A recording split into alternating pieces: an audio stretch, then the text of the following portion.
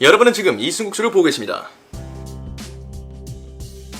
자취방이라는 위험한 환경에서 생존의 기록을 남기는 이승국수 자취일기. 네, 일단 감기에 걸렸습니다. 중요한 건 아니고요. 오늘은 5월 15일 스승의 날입니다. 이건 중요한 거죠. 그래서 사실 오늘은 스승의 날 관련된 컨텐츠를 찍어볼까 했습니다만 영상을 찍기 전 아무 생각 없이 냉장고를 열었던 저는 경악을 금치 못합니다. 바로 보여드리죠. 계란. 이 죄 없는 계란 케이스를 쳐다보다가 문득 케이스의 한 곳에 제 시선이 머뭅니다. 5월 16일까지, 내일까지입니다. 유통기한. 이 영상을 보고 계실 미래의 후손 여러분들께서는 식재료의 유통기한을 어떻게 관리하고 계시는지 모르겠습니다. 유통기한이라는 개념이 있는지 없는지도 모르겠네요. 하지만 2017년에 우리들은 식재료를 관리할 때 유통기한이라는 숫자에게 압박을 당하며 살고 있습니다. 이만큼 무섭고 애매한 숫자입니다. 유통기한. 지키자니 기한이 너무 빨리 다가오고 어기자니 무섭고 부디 미래의 그 어떤 시점에서는 유통기한으로 인한 고통은 사라지길 바라겠습니다. 아무튼 우리는 오늘부터 내일까지 이틀 동안 이 안에 들어있는 계란을 모두 소비해야 합니다. 하지만 무섭게도 1, 2, 3, 4, 5, 6, 7, 8 내일까지 먹어야 하는 계란의 개수가 8개죠. 그래서 오늘 내일 우리는 계란만 먹을 겁니다. 이름하여 계란 말살 작전. 바로 시작합니다. 자, 일단 계획을 세워보도록 하죠. 오늘 밤 저는 저녁에 약속이 있고 내일 저녁에도 약속이 있습니다. 실제로 우리가 먹을 수 있는 식사는 오늘 점심, 내일 아침, 그리고 내일 점심입니다. 3끼 안에 8알의 계란을 모두 소비해야 한다는 거죠. 오늘 점심 우리는 계란 3알을 먹을 겁니다.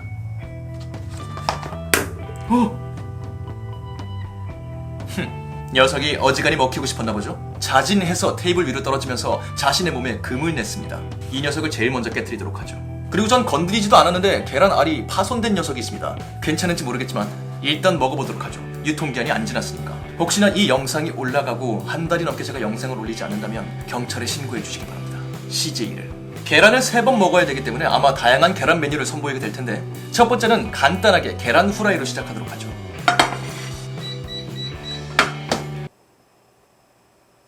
프라이팬을 적당히 달군 다음 기름을 둘러줘야 하죠. 마침 오늘은 미세먼지 수치도 많이 내려가서 기름으로 요리를 하고 환기를 시키기 좋은 날입니다. 유통기한의 압박과 공기의 맑음, 선과 악이 공존하는 5월 15일 스승의 날을 보내고 있죠. 오늘 찍어보려고 했던 스승의 날 컨텐츠는 2018년 5월 15일 찍어보도록 하겠습니다. 그리고 이 기름에 관해서 조금 얘기를 해보자면 2017년 우리에게 기름은 매우 소중합니다. 후라이팬에 어떤 요리를 하든 기름이 없이는 간지나는 요리를 할 수 없기 때문이죠. 계란 후라이를 할 때도 역시 후라이팬에 기름을 잘 둘러줘야 하는데요. 이때 기름의 양을 어떻게 조절하느냐에 따라 조리 시 기름이 사방으로 튀는 일이 생길 수도 있고 혹은 부족한 기름으로 인해 후라이팬에 계란이 덕지덕지 눌러붙어 까맣게 타버리는 현상이 발생할 수도 있습니다. 시카고에 사는 마이클 톰슨 씨가 친구의 집을 방문해서 직접 요리를 해주겠다고 했을 때 계란 요리를 하려다가 기름을 너무 많이 두르는 바람에 친구의 온 지방에 기름이 사방에 튀어버리고 바닥에 떨어진 기름에 친구가 미끄러져서 응급실에 가는 일이 생기면서 둘의 우정은 거기서 끝이 났다는 사건은 자취로들 에게 경각심을 불러일으키는 아주 유명한 사건이죠. 우리는 그것을 시카고 기름 유출 사건이라고 부릅니다. 기억하세요. 마이클 톰슨의 교훈을.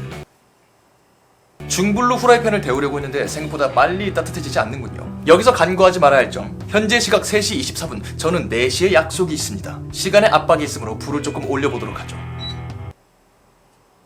생각보다 더 걸리는군요. 거듭 말씀드리지만 자취력에 제일 중요한 건 시간을 효율적으로 쓰는 능력입니다. 그러니까 우리는 밥을 먼저 뜨도록 합시다. 왜 지금 밥을 떠요? 밥이 식으면 맛이 없을 텐데 라고 생각하는 분들이 있겠죠. 거듭 말씀드리지만 좀 이따 나가봐야 됩니다. 밥을 빨리 먹으려면 밥이 식는 게 낫겠죠.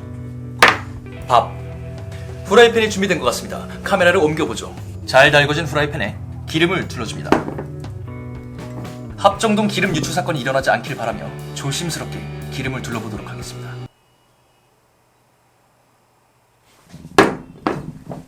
휴지를 미리 준비해놓지 않았습니다. 기름이 흐를 뻔했어요. 자취로에겐 순발력도 필요하죠. 믿으실지 모르겠지만 저 멀리 떨어지는 휴지를 순식간에 갖고 왔습니다. 둘러진 기름을 프라이팬에 한 번 더 두르고요. 기름이 찰랑대는 걸 보니까 조금 많이 넣은 모양이거든요.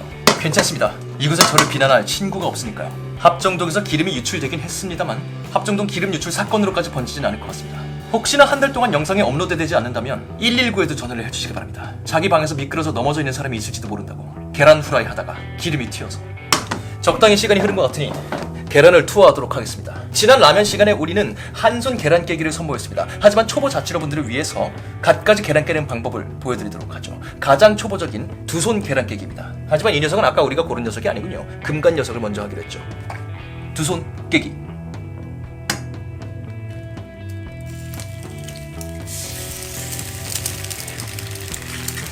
계란 껍질이 떨어졌지만 침착하게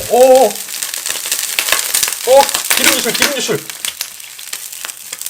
떨어진 계란이 집히질 않습니다. 이럴 땐 휴지로 과감하게 성공. 두 번째 계란 까기, 톡 까기. 그리고 대망의 한 손 까기. 망했다.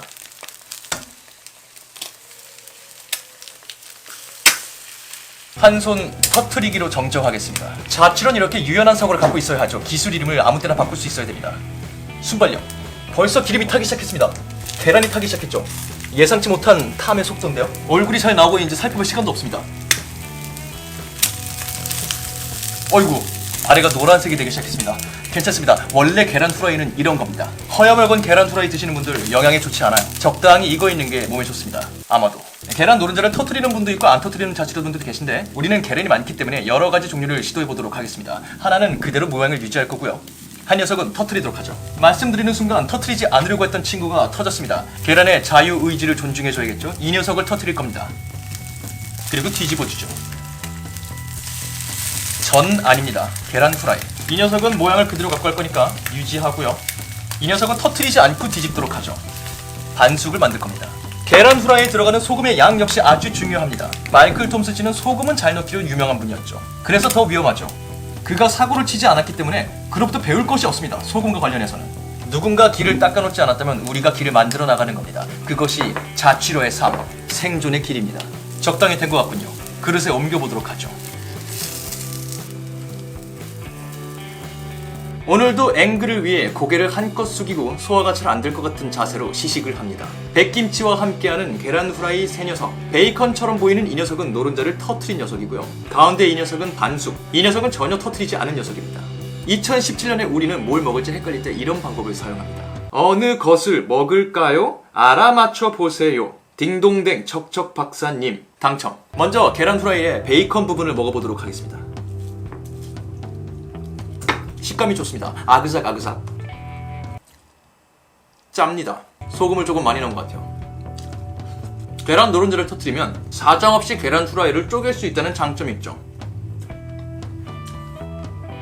현재 시각 3시 42분. 약속 시간에 맞출 수 있을 것 같습니다. 설거지는 밤에 해야겠네요. 자, 이제 두 녀석이 남았습니다. 어느 것을 먹을까요? 알아맞혀 보세요. 딩동댕 척척 박사님께 물어보세요. 반숙. 반숙을 먹을 때는 조심해야 합니다. 노른자가 얼마나 익었는지 육안으로 확인할 수 없기 때문에 노른자가 입술을 타고 흘러내릴 수 있기 때문이죠. 친구들과 같이 있을 때 특히나 조심해야 합니다. 아주 훌륭한 반숙이 되었습니다. 연하고요. 흘러내리지 않을 정도의 완벽한 반숙. 지금까지 먹은 두 후라이 중에는 이 녀석이 최고군요. 혹시 요리를 하실 때 소금이 너무 많이 됐어도 걱정하실 필요 없습니다. 소금이 많아지면 음식이 짜지고 짜지면 밥을 많이 먹을 수 있거든요. 그것이 밥도둑 효과, 이른바 간장게장 효과라고 불리는 과학 현상입니다. 친구가 너무 밥을 깨작깨작 먹어서 걱정인 분들이 계시다면 음식을 짜게 만드세요. 그리고 물을 주지 마세요. 밥을 먹을 수밖에 없습니다. 밥도둑 효과. 마지막으로 노른자를 터뜨리지 않은 녀석이 남았습니다. 이 녀석은 어쩔 수 없이 노른자가 흐르게 되겠죠. 하지만 그 흘러내린 노른자에는 영양분이 들어가 있습니다. 저는 한 방울도 놓치고 싶지 않아요. 그래서 우리는 이 녀석을 밥과 비벼 먹을 겁니다. 숟가락 출동. 밥 위에 계란을 올려놓고요. 공격합니다. 노른자는 퍽퍽한 밥과 계란 흰자 사이에서 윤활유 역할을 해줄 겁니다. 밥이 잘 비벼지게 된다는 거죠. 누군가 댓글을 달고 싶을 겁니다. 여기에 간장 넣어 먹으면 맛있다고. 하루에 모든 재료를 다 쓸 순 없죠. 우리에겐 여전히 먹어야 할 계란이 5개나 남아있습니다.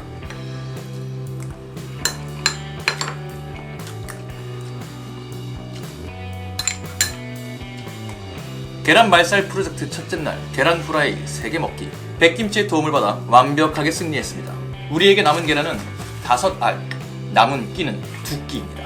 원래는 한 영상 안에 3끼 식사를 다 담을 예정이었습니다만 첫 번째 끼니에서 앞에 설명들을 몇 개 하느라 영상이 이미 충분히 길어졌을지도 모르겠다는 생각이 머릿속에 들었습니다. 그러니 이번 영상에서는 첫 번째 끼니의 영상만 담도록 하고요. 다음번 영상에서 두 번째, 세 번째 끼니 한 번에 담아드리도록 하겠습니다. 과연 남은 계란들을 어떻게 소비할지 다음 영상 기대해 주시고요. 제가 조금 전에 흘린 기름에 미끄러져 넘어지는 일이 없도록, 그리고 깨진 계란을 먹은 것으로 인해 내장 기관에 손상이 있지 않았길 응원해 주시기 바랍니다. 지금까지 저는 천재 이순국의 이순국이었고요. 여러분은 이순국쇼를 함께 하셨습니다.